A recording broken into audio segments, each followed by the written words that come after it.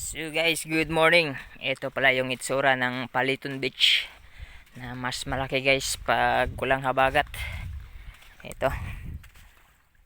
Napakaaliwalas tingnan guys. Ang ganda tingnan. Malinis na yung dalampasigan natin. Yung may swing dito. Tapos human ground. Ang ganda tingnan. Gosh! Pasyal muna tayo.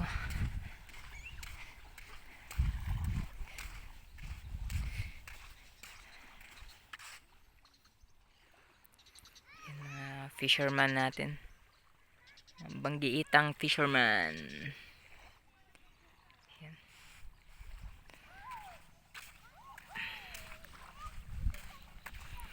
Wala pang masyadong mga tourist dahil maaga pa.